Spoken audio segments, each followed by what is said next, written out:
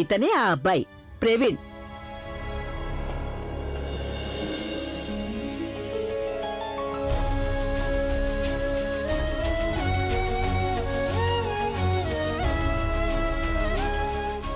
అభికి చిన్ననాటి స్నేహితుడు.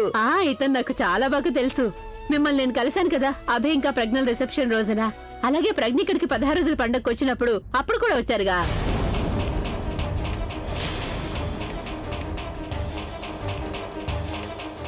బుల్బుల్ అతనే కదా ఇతను?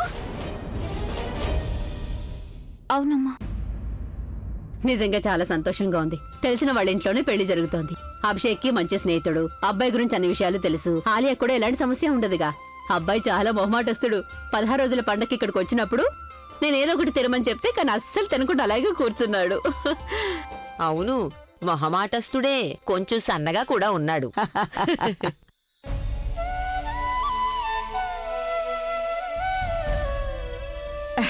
మీరు చాలా సరిగ్గా చెప్పారు.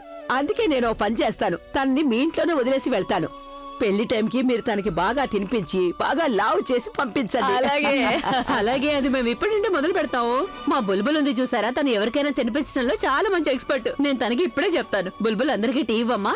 అది కాకుండా ఇప్పుడు ఇతను తనకు కాబోయే బావగారు కదా, అందుకే ఎక్కువ మర్యాదలు చెయ్యాలి. మరి నువ్వు కొంచెం కూడా ఆలోచించకు బుల్బుల్. నీకెంత తోస్తే అంతా తినిపించు అతనికి.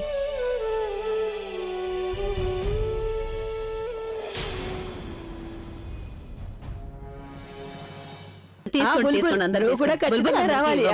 నిజానికి మీరు అందరికి మంచి సంబంధాలు కుదురుస్తున్నారు.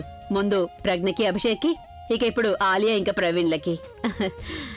అలాగే మీరు స్వయంగా మా బుల్బుల్ కోసం కూడా ఒక మంచి సంబంధాన్ని చూడండి.